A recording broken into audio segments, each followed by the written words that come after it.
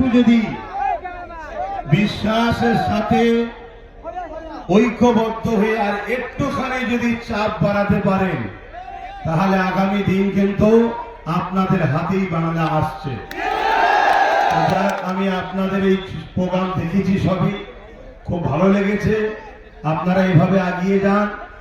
আমার সর্বদিক দিয়ে সহযোগিতা দোয়া আপনাদের সাথে ছিল, আছে, থাকবে।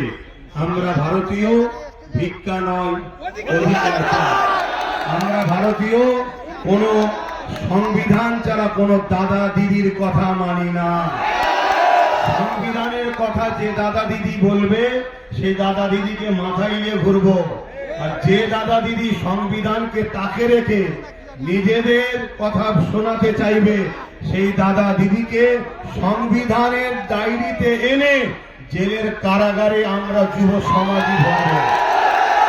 এই অঙ্গীকার নিয়ে আজকে আপনারা তো চলে গেছেন, রাস্তায় সব দেখছি চতুর্দিকে। কেন আমি যদি আরেকটু আগে ঢুকতাম তাহলে তো আরো সমস্যা হয়ে যেত না।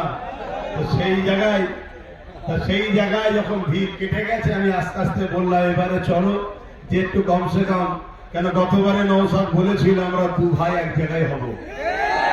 সেই কথাটারও তো সত্যতা প্রমাণ রাখতে হয়। ভাই জালিমরা কোনো খোঁজে পাবে না, কোনো ফল্ট না পেয়ে বললো কই তার ভাই এলো না তো। মানে কিছু যখন উপায় থাকেন এটা বলবে, এতটুকু জেনে রেখে দিও নওশাদের জন্য তার বড় ভাইয়ের জান আছে। এবারে আমার আরো অনেক কাজ আছে, সেদিকটা দেখতে হয়, এদিকটা নওশাদ দেখছে তোমাদের সবাইকে নিয়ে, এবং তোমাদের সাথে নওশাদের সাথে আমি আছি, অবশ্যই পাশে আছো তো সে আমি বিশ্বাস করি। তাই এই বিশ্বাসেই তো আজকে এত দূরে চলে আসলাম। তো যাক, সকলে কথা শোনো, আমি এইটুকু বলি, সংক্ষেপ করলাম। আমার শেষ আবার একটা কথা, আমরা ভারতীয় সাদা চামড়া ব্রিটিশকে তাড়িয়েছি, এই ব্রিটিশদের দালাল কালো চামড়া গুলোকেও আমাদের তাড়াতে হবে। কথা শেষ করছি। সুস্থ থাকেন, ভালো থাকেন। ভারতবর্ষ জিন্দাবাদ, ভারতবর্ষের সংবিধান জিন্দাবাদ।